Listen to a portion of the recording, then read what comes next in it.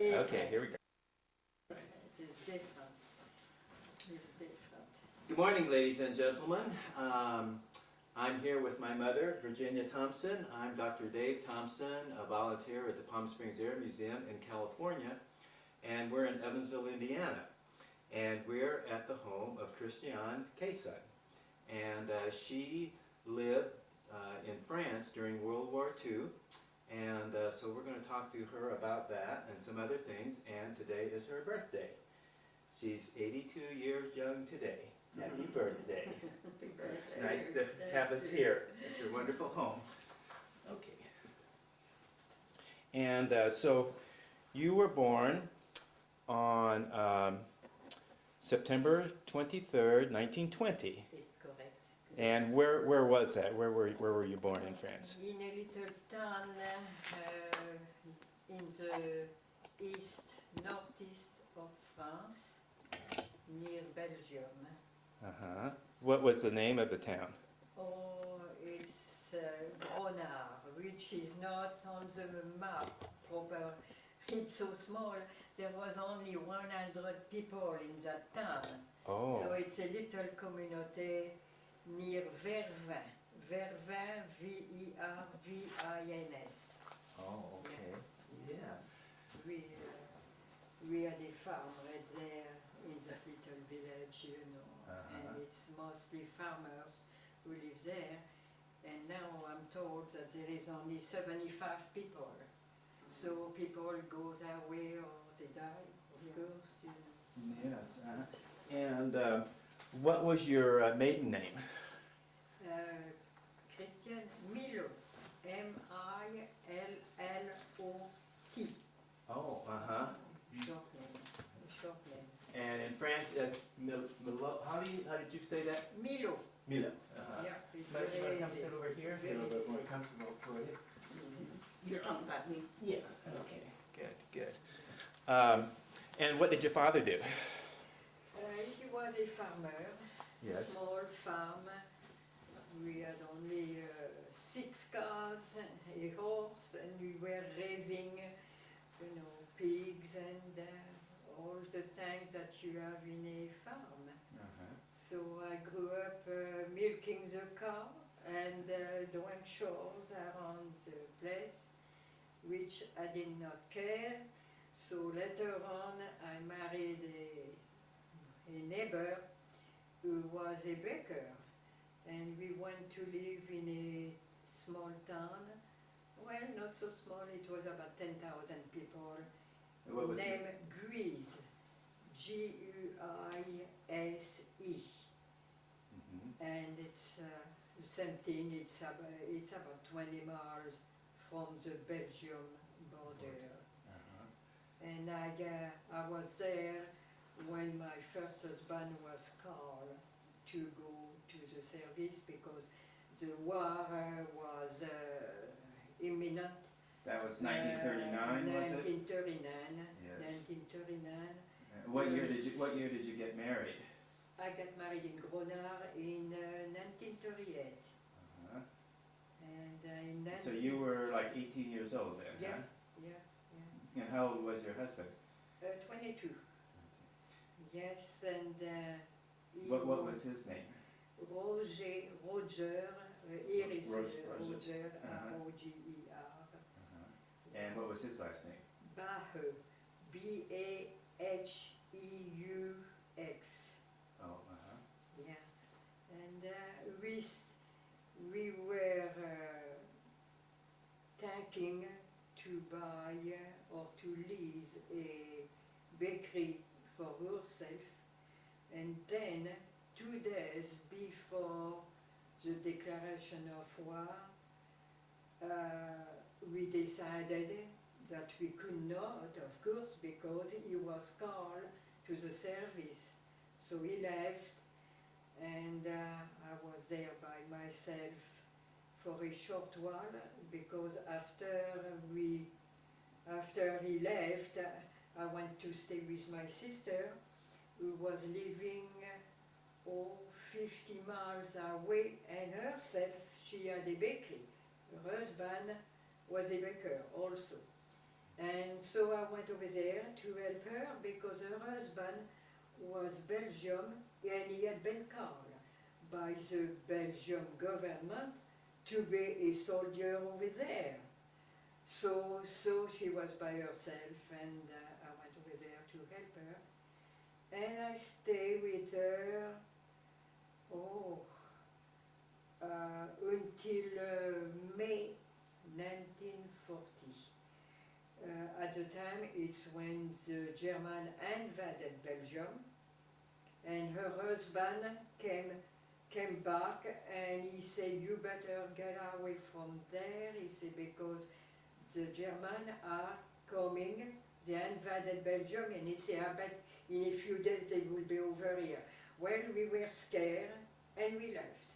We went to a certain area of France, where at the time there was, well, we thought that the German would not go that far. So we went there, and then we decided we had some relatives in Burgundy, so we left. My sister stayed and went back home to see how the bakery was, if something was demolished or what. Well, there was not any damage, but the Germans had taken all the flour, so they could not provide the bread for the people for several days until they managed somehow to get some. And me, I went to stay with some uncles and aunt near D. Stealing, and I had some very good books from the First World War that my father had collected. Big books, very expensive books, and everything was terror. So we figured that it was a German when they went in. They saw that and tear up the tank. Plus, they probably took all the linen, the mattresses, everything had disappeared. And even my dishes had been thrown by the window. Everything was broken in the street like that. I mean, that was menace. And, well, you know, I mean, people steal, but I mean, they would not break. And so somehow when I saw that I did not have anything left, I thought, well, there was just a few pieces of furniture, my kitchen table, a little buffet, and the stove were still there. And I decided, well, okay, I'm going to look for some work, and I'm going to find a small apartment and put back everything together. So I tell you, it was something very difficult, because at the time, just to find somebody who could move your furniture, a few things like that, was complicated, and I did not have any more mattress to sleep on. And one of my relatives, they had lamb. They were having some lambs in their farm, and every year when they were, how do you say when you shear the lamb, they were keeping some wool in bags. And she told me, she said, I know somebody in the area who make mattresses, and I know somebody who sells some material. I'm going to get the material and give the wool to those people who make a mattress. So I had a wonderful mattress. Oh, thanks heaven that those people were there, you know. And we find a used spring, was not bad. So I had enough to restart a normal life. I had a one-bedroom wet kitchen. Well, it's all what I needed. Well, at the time I did not even know what had happened for my husband. And after that, I got the word from the government, you know, that he was killed in 1940, in May 1940, in the northern section of France. He was 23 at the time, so he was young. And Had you And- gotten any letters from him or anything? No. Not really. No. There was some who were in a drawer, and of course when I came back everything was empty, you know. I had left a few jewelry, not much, I had most of the important thing with me. But everything, the drawer of my nightstand, I remember, they were empty. I mean, everything was, I had a, what we call armoire, you know, where a wardrobe, like, and all the clothes were gone, even the one of my husband, poor thing, I mean, you know, they were stealing, apparently, everything was like that. And, you know, the people next to me in the other apartment, it was the same. And we were all looking in everybody's apartment, thinking that maybe it was there or... And you had, I think you told me that your father was in World War I Yes, in the French army. yes, he was. Did he talk much about that, or do you know where he served? He usually did. In fact, he was very interested by everything we went there at the time, because it seemed we had bought those big books that he gave to me. And my mother, she was a widow during the First War. Her husband left for the army in 1914, yeah, and in 1916 he was killed. And she had a little girl at the time, so I had a half sister. I So, see. yeah. And after the war, in 1919, it's when she met my father, who had gone through the town where she was living. He was not from there, but it's how they met. So it was really something, because it was like the same story repeat itself. To the point that I was scared that it would be forever like that. My mother died very young, she was only 36, and I was 10 years old. And I thought, I was not in good health for a while when I first came, and I thought, oh, I'm going to be just like my mother. You know, you put something in your head, sometimes you think that everything is going to happen, and no, it does not. But I mean, it's life. We go by so many things. Sometimes you wonder how you were able to go through it, but you do. Yeah, before like 1937, 38, in those times, were you aware of what was going on with Germany and that something might be coming? A little, very little. We could not figure it out, but we had some friends, not close friends, but they were coming, they had some relative in the village. And once a year they used to come and spend maybe 2 weeks in the village. And I still remember, I was small, I mean I was 10 years old at the time. And I remember one evening he had come and he said to my grandfather, he said, oh, he said, something is cooking. He said, you know, he said, they have formed some regiment of kids. And he said, and they make them walk and walk and walk. He said, you know, he said, they are singing, he said, like they want everybody to understand that it's for the formation of the young people. But he said, there is something in the background. And that was, my mother died in 1931, so that must have been a few years after.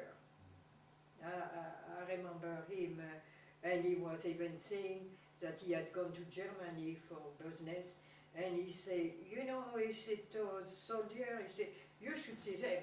He says, when they walk, they flip like that with their boots, and he said, it's no good. But, you know, you read the newspaper and you don't see anything about it, and you think, oh, well, you know, it won't happen. It won't happen. And I don't know, we were not prepared for it. And they were very strong, and France was not. They had everything that we did not think about it. And of course the war went on, and you know, if de Gaulle would have not come in just in time, well, we would have been under the German for sure. De Gaulle was a savior at the time. I have all sort of paper from the 18th of June 1940, when he made his appeal, you know, to the French people. He said, well, we have not lost the war yet. So people got to be thinking about it, and my brother-in-law was, at the time, he was still Belgium, but he knew that if he was fighting for the French people, he would get his French citizenship right away. So he did that. He got in the FFI, which is the resistance, and well, stay in it until the end of the war. There was a lot of things happening, and I did not even know. And one time, I went to see my sister. I used to go see her very often because I was living about 50 miles from her, so I was taking the train and my bicycle. Because at the time, if you had a bicycle, you know, you used to put in a certain car for bicycles, and it was following the train. So when I was getting at a certain place, I had 30 miles in the train and 20 miles on bicycle. And I was getting there. So I used to go see her often.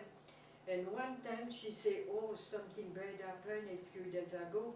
She said, you know, a plane crashed about 5 miles from here. And I said, oh? I said, was it, what kind of plane? And she said it was some British. And she said, you know, there is a place near here who has a, we used to call that DCA, the Defense Against Plane, you know, they were shooting the plane. So it's where the German were, and they had seen the plane, and anyway, the plane crashed. There was 7 British in it. Somehow, at the time, and she said, and you know, she said, one of those stays there one night in my house, in her house. I said, oh, well, how did he get there? And her husband was there, and he said, you can promise you won't say anything? I said, no, I can't. I said, what is it? He said, well, I'm in the resistance. And so he had gone with some other in the village, and they rescued 5 of them, and the one who came with him in his house had been hurt in his shoulder and in his leg. So, and in no time, the next day morning, the Germans were there, and they knew that he was in the house. They went in the bedroom and found him, and took him to the hospital, and we did never know if he died or if they did, what they did with him. We don't know. I mean, and the other 2 were in a farm, stayed there for a long time, and 2 managed to go someplace. They all had a map of the area, and they knew exactly where to go in case something would happen to them. And that map, oh, my brother-in-law kept it. It was like a handkerchief, a large handkerchief in silk, and it was printed on it with every place where they could go in case, you know. So anyway, that and a knife, I remember, he gave that to my brother-in-law when he came to get him. So after that I was always scared because I thought, oh my Lord, I hope nothing happened to him.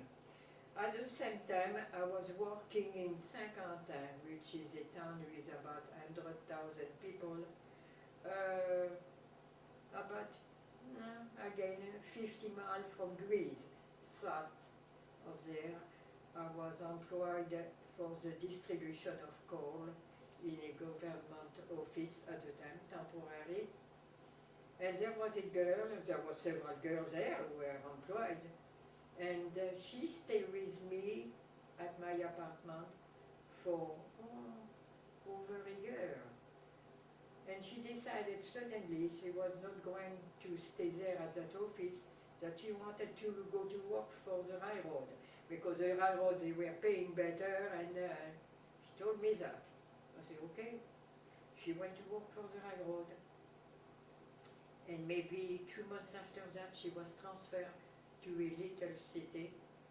And we used to call each other once in a while, not much, because people did not have the telephone at home at the time. You had to go in the corner of the street. So we did not have much contact. And one day I called, nobody answered, and I thought, it's weird, it's weird. Anyway, she was also in the resistance, and I did not know anything about it.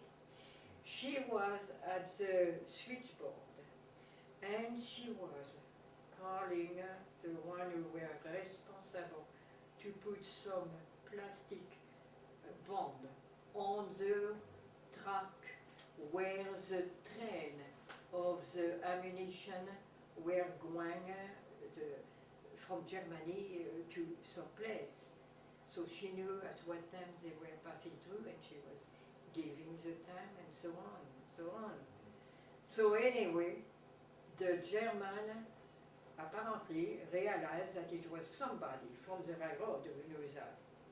And they found her, and they took her away. They put her in a prison. In fact, they brought her back in Saint-Quentin in the prison, and I did not even know she was there.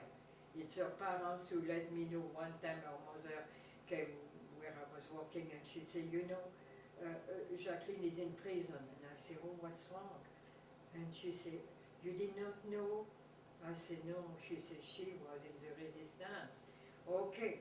After maybe 3 weeks she was in that prison, they took her to Ravensbrück.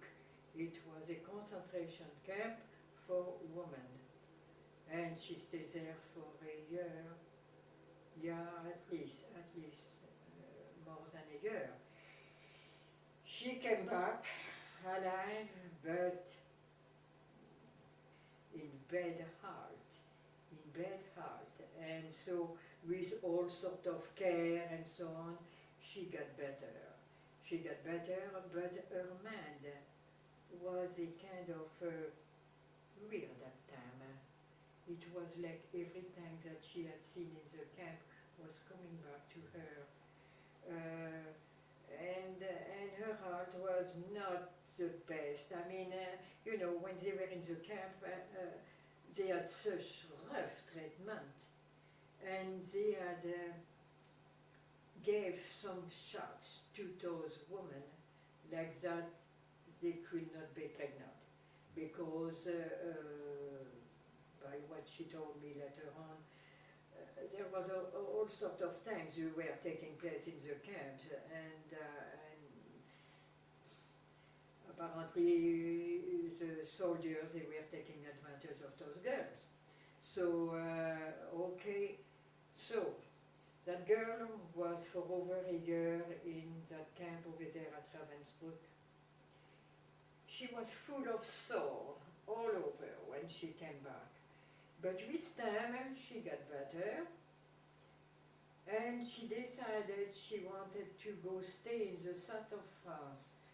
And so, before that, and it's about like the movie, she remembered barely that when she was out of the camp, they were put on a road, and there was some soldiers, French soldiers, who were marching there. Some had a cart that they took in some farm around the camp. There was probably some farms around. And that poor girl, she was so weak. She fell on the side of the road.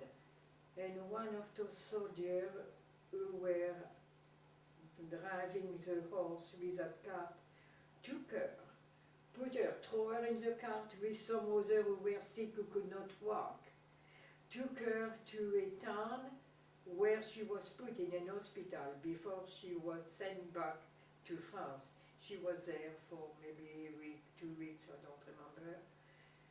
And then, a year after, she wanted to know who found her on the side of the road.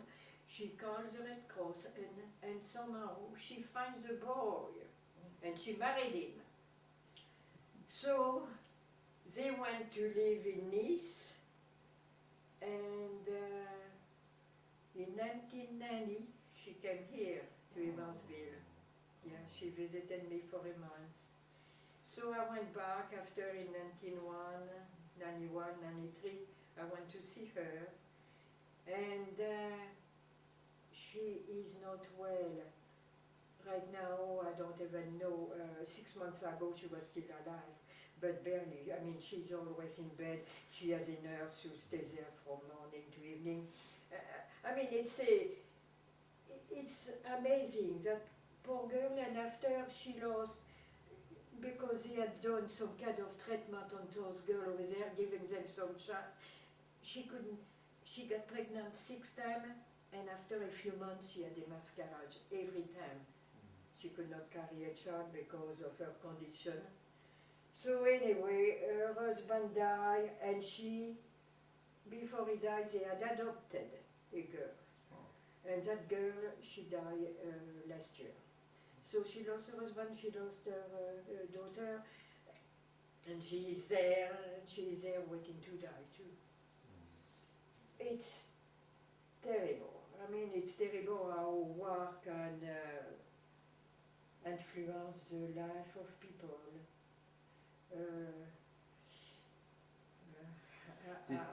What were you working then? Yeah. When you what did you do?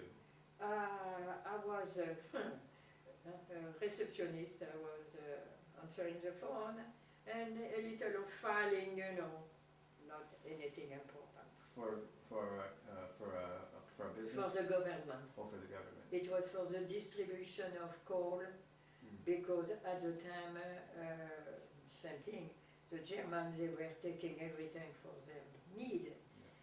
And they were taking the best coal, and they were leaving us with some kind of black powder that they used to call that schlam. But anyway, it was useful, but it was not something who really was making you warm. And I had my stove, and I was burning some wood and that coal. And that coal was used there to, if you were cooking something, you would have wet hours before it would have been cooked. Were there Germans in your town? Yeah.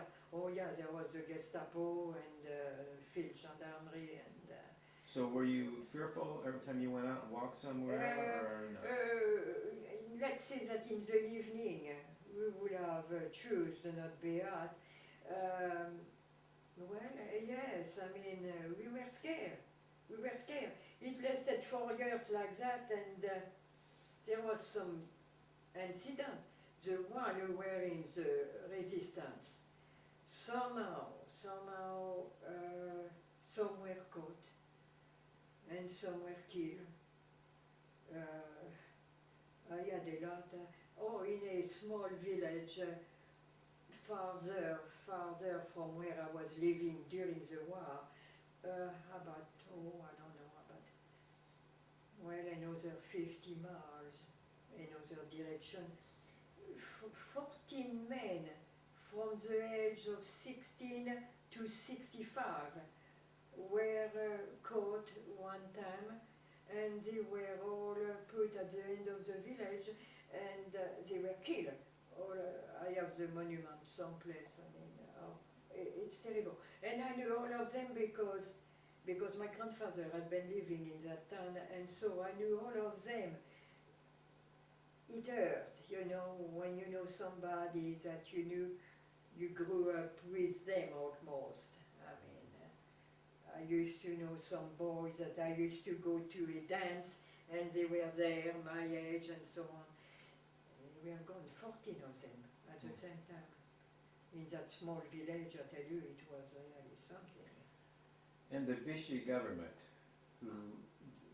what were your thoughts about them, and did most French Again, we were so disappointed when we heard that Pétain, who had been such a figure in the First World War, was suddenly weakened by the Germans, and to think that France would probably, he used to say, we will benefit from the German. When he had been fighting them, I mean, people could not understand, and so people were hateful at the time and wanted him to be killed and so on and so on. And he had even given approval for the young people of France who were not called in the army to form a special one, like a police of some kind. And I remember sometimes we used to see some car with those, and I don't remember the name of, the milice. And on their car it was painted, milice. And we were petrified. We always thought, oh Lord, are they going to kill us? Are they going to take somebody? They were watching people, and we knew that it was, they used to say Pétain's group. They were French. They were French. And they did, they took information everywhere, and it was terrible. I mean, to know that in one part, because it was divided in three, there was a forbidden zone, there was what they used to call the free zone, and in the free zone, there was German anyway, even so that it was supposed to be free. I did not even know that until after the war. I had some friends who were over there, and they were saying, they were always at the terrace of the cafe, because they did like the southern part of France. So the soldiers, the German soldiers, when they were resting, they were all sending that part. But there was always some things taking place too. I heard that they knew that some soldier probably would have tried to have some affair with some girls and get some information. And so that was another story. I mean, it was difficult to understand, but things happened. Were there any of the German soldiers in your town that were nice to you, or did you ever talk to any of them? At the very beginning, for the 6 first months, they were not mean, they were not trying to be, bad. And gradually,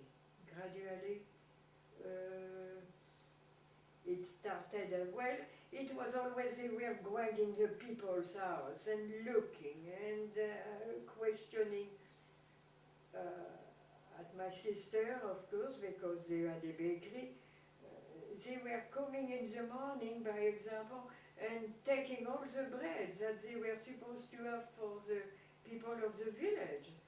And I remember she used to say, the bread is not white anymore, it's black, because she said they take all the wheat flour and they leave us with the rye.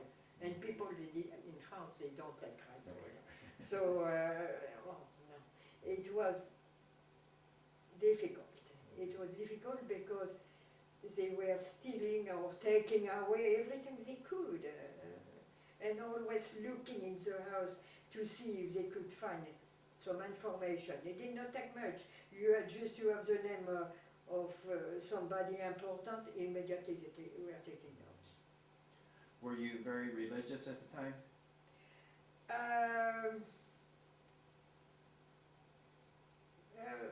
Let's say that there were more people in the church, yes.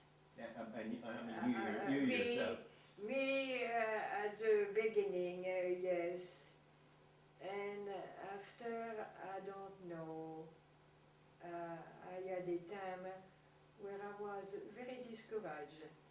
I thought the war would never end, and I was lonely, and unfortunately, not that bad, but when I met my second husband, he informed me that, poor man, when he was in England, he was married here in Evansville, and when he was in England, his wife had met a GI over here in Evansville, and she was expecting.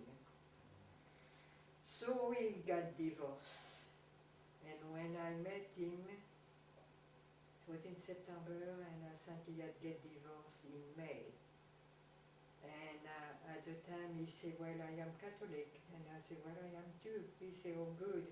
He said, when I go home, we will have to get an annulment for him, Yes. of course. Somehow it did not go through, because at that time you had to have, it's not like now, even now sometimes it's difficult, but at the time he had to know where his ex-wife was living, and if she wanted to sign a paper that she did not want any children right away or something, and so that child was born when he was in England. But her parents, they were not Catholic, and they did never give the address. So everything stayed like that, stagnant, and it was it. And it was sad, because we thought, well, it don't make any difference to us, we are going to raise our children the same way, and we did, send them to Catholic school, and we live like that. When I lost my second son in 1976, at that time, Father Foster told us, he said, well, he said, you know, he said, I take that on myself. He said, take communion. He said, I cannot stand to see you stay away. And of course, we had told to our children that we could not get an annulment because we did not have enough details, and at the time, oh my Lord, it was not like today. You had to go in front of the bishop and so on and so on. Anyway, it went like that. After that, I was happy because my children had get married and everything was okay. And everything went from good to bad. I had my oldest son. He had married somebody who was a fine person, wonderful. And after 10 years, she sort of lost her man. She was schizophrenic. All sort of things did happen. So help me, so help me. And that was 32 years ago, and last year my son got divorced.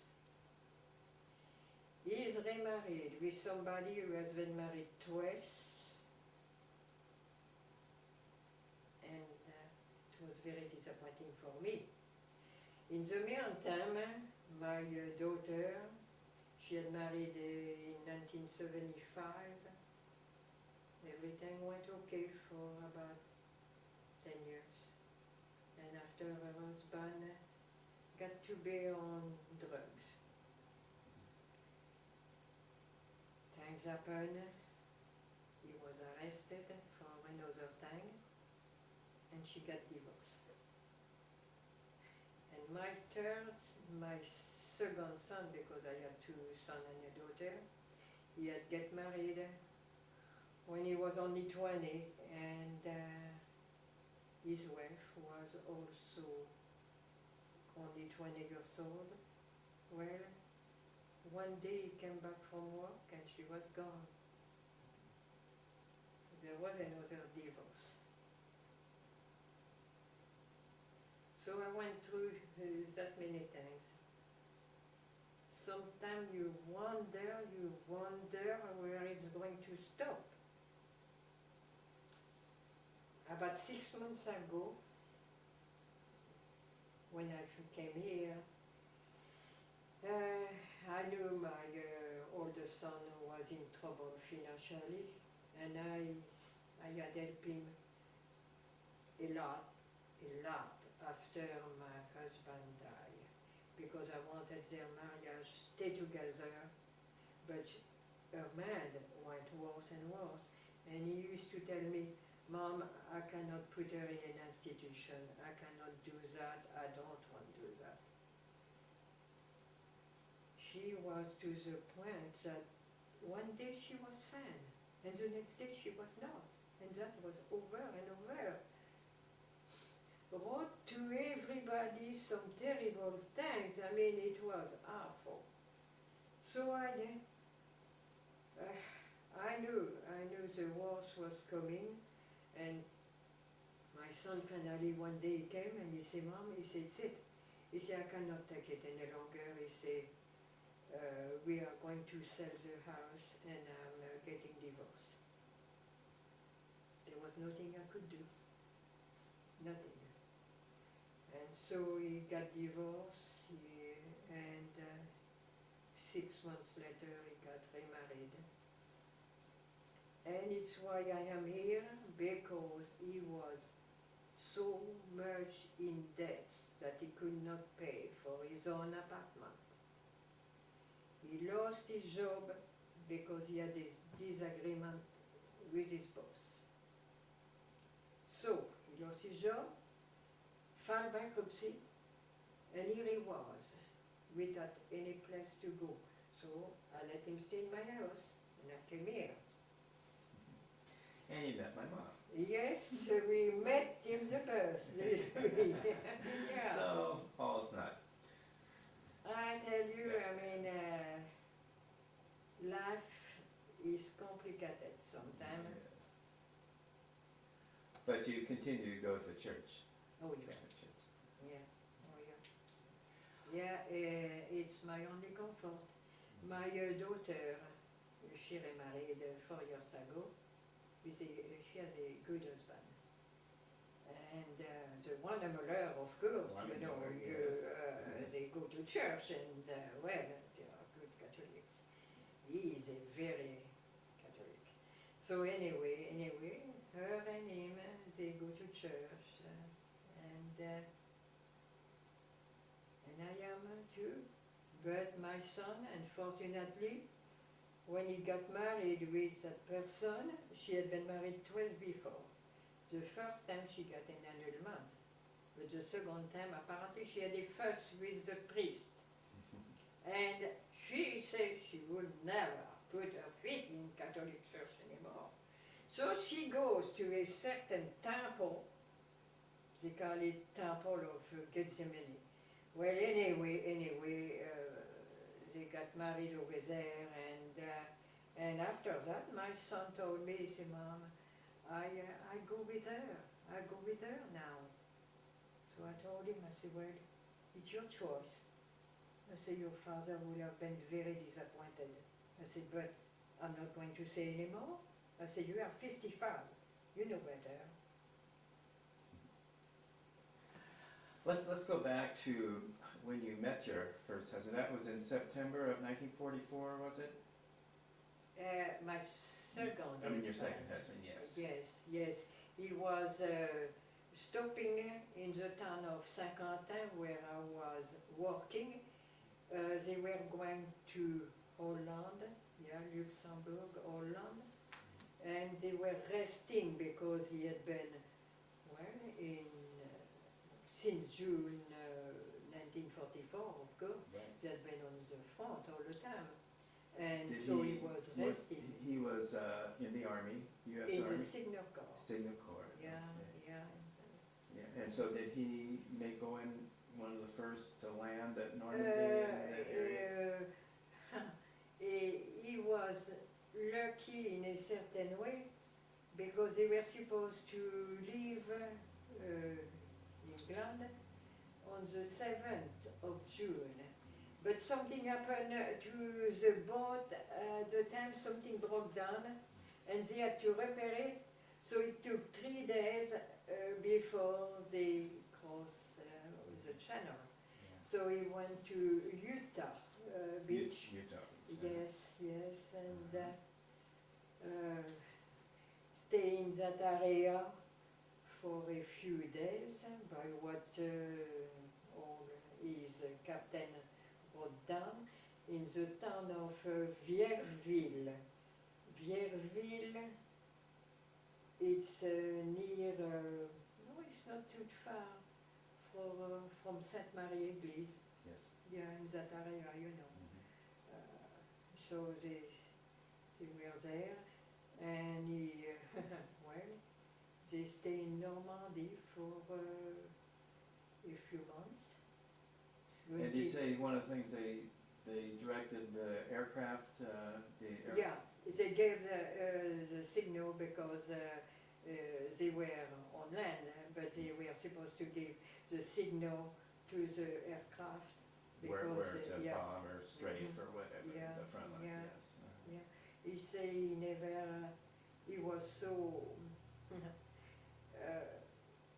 if he would have had to use his gun, I think he would have been petrified. He was that kind who did not like to, even so, he was telling me one time, he said, you know, when I was in the army, I was good. He said, I had I don't know, not a medal, but a ribbon, because he was a good marker. Marksman, Yeah, good yeah. shot. And I said, oh really? And he said, yeah. He said, but I was very happy that I had not to use it after we were in combat. Yeah. He said, one time, he said, we heard some noise, and they had all their telephone and everything in a truck, you know, like that. And they heard some noise and they thought it was a German who were around the truck. So they jumped, you know, with their gun, and it was some cars. Some cows. Yeah, over there in Normandy there is a lot of pasture and cars. So they were there and they had make some noise and oh, well, anyway. What was his first name? William. Wood. Bill. Bill, okay. Yeah. And he's from Evansville, Yes. originally, where, Well, he was born in Terre Haute, yeah. but came here when he was 6 years old, I think. So stay here. Terre Haute, that's a French name. What does Terre Haute mean? Highland. Highland? Yeah. Oh. Yeah. So you met him in your town. Did you just see him, or just how did you meet? Well, I think at the time, because it was early in September, the weather was like here today. I mean, in the evening after work, I had to walk home from where I was working to my apartment. And one day, just by coincidence, I was with another girl who was staying with me, not the one who went into Nice, camp of yeah. concentration, another one who was living with me. And we were going to a park before we reached my apartment. There was 2 other GIs who were coming down, and well, somehow we say hello, and they say hello. And I remember they say, where are you going? And it was just a few words that we knew, and we did not want to say it because we were afraid they would follow us, you know. So after a few minutes we said that way, and one of them knew a couple of French words. Say, tomorrow we would like to see you. Well, we understood tomorrow, but we were not sure of the rest. And I said to my girlfriend, I said, what does it mean, tomorrow, what? She said, well, I don't know, but she said, I think one was saying there, and she said, maybe we are supposed to be there tomorrow. Well, the next day, and they show us their watch, saying at that time. And so the next day, in a joke, halfway, I said to my friend, I said, listen, her name was Nadine, I said, Nadine, I said, are we going to go to the park to see if they are there? And she laughed and she said, well, she said, why not? And so we went and they were there. And I remember there was a sort of cafe where a lot of soldiers, they used to stop. And at the time, the champagne was for nothing. What is a bottle now of good champagne for $30? Now, at the time it was $3. So, every night, for almost 3 weeks, we had a bottle of champagne for us four. And we saw each other at the same time every evening for about 3 weeks. And at the time when they left, I mean, my husband-to-be gave me some pictures of him, and in the back he had wrote all sorts of things, and I could not even understand everything. And I went with my pictures to show them to an English teacher, and I said, well, could you be kind enough to translate it for me? I said, I don't know if it's serious or not, but I mean, I want to know what you say. And at the very end of it, and he had said, if God permitted, I will be back. And the year after, it was my vacation in the summer, around the 14th of July. I remember the date because it was the 14th of July. I went in Burgundy to see my cousins. When I came back, one evening, the next day I was coming back to Saint-Quentin, somebody knocked at the door, and it was beer. I never thought, and you know, I had never heard of him from the time he left Never got any to letters that or day. anything? And I asked him later on in life, I said, well, what was it? I said, you were not sure of yourself and you did not want to write? He said, no, he said, we just did not have time for writing. Well, I did never know if it was that or not. But that night, when he knocked at the door, because 9 months without one, I thought he was killed. I thought he had disappeared. And somehow, he had gave my address to one of his sisters here in Evansville. And she had wrote to me and asking me if I had some news from Bill, because they did not have any either. So, I went to at the time I thought, well, maybe the Red Cross would know. Well, at the time it's when you show up at my door. So 3 weeks after we were married. We decided that pretty fast. And at the time I told him, I said, but I cannot speak English. And he said, well, you will have to learn then. And I did. So, you know, my sister cried, of course. But at the time, I don't know, I did not even realize how far it was. I thought every year I would go back. Somehow I thought so. I must have been, I don't know. The first time I went back, I got here in 1946 and my son was born in 47. I went back in 1950. At the time it was by boat. So we took the boat. And you were telling me you had to wait some time before you could come over here, 7 months. and that because there was how, Because they tape? were bringing back all the GIs, so GIs, the boats they were used for transporting the GIs, of course, and us, because it was free transportation, so of course we had to wait.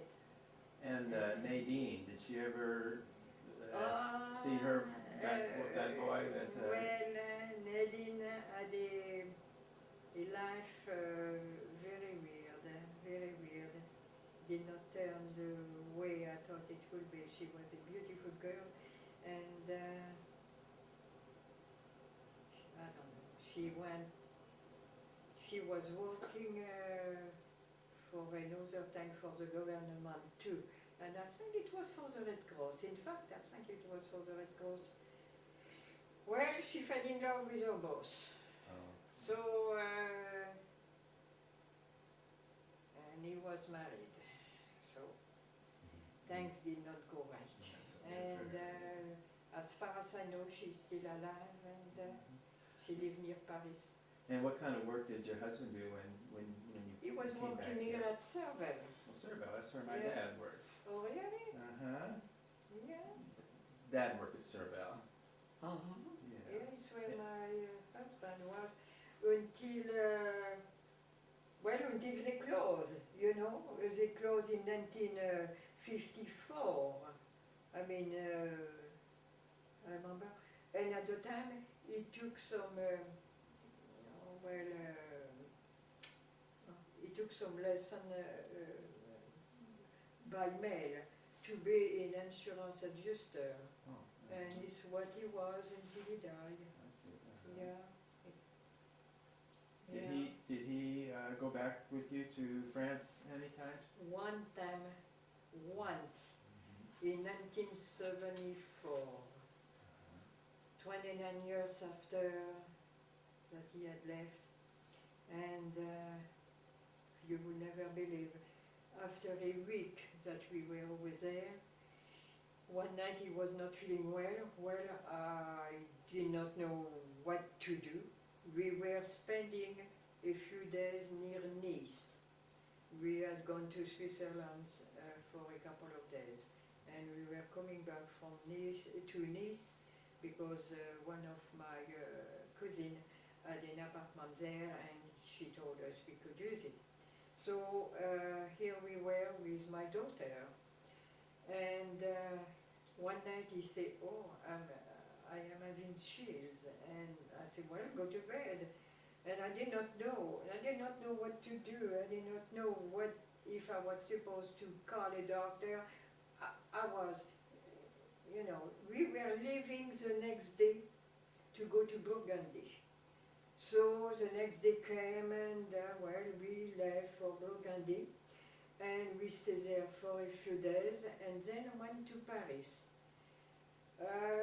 We stayed 24 hours in Paris, and we go to Vervins, where my stepmother was living, intending to stay there for several days, maybe a week. As we were there one night, suddenly he said, "Oh, I can't breathe, I can't breathe." Well,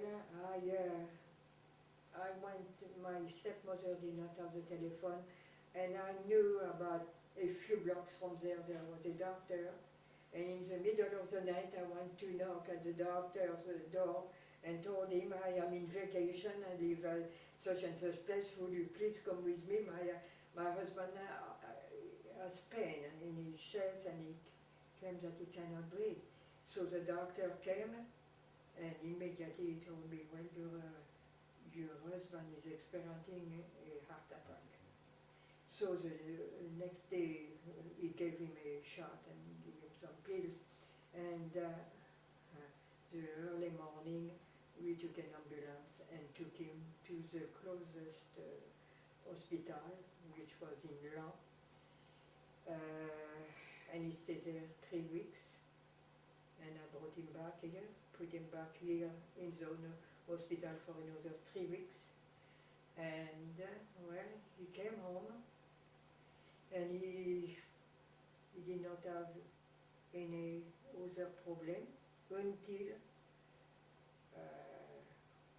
he was taking some medication, was watching a little what he ate, but not that close, was not walking as the doctor had said.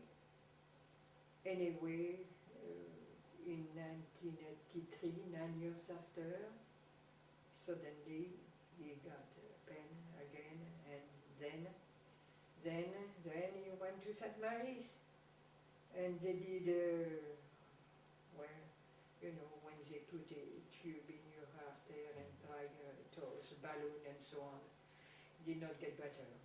So we took him to Louisville, and he had heart surgery there. It was okay. For 5 days he was fine. And one morning, suddenly, well, he died just like that. He was so happy because the day before the doctor had told him, well, you will be back home for your birthday. It was just a few days before his birthday. And he died there, and me, I did not even know what was happening when I think about it. But, well, he went back once, and he wanted to. I have the old picture there sometime. We took a picture on the top of the Arch of Triumph, and he wanted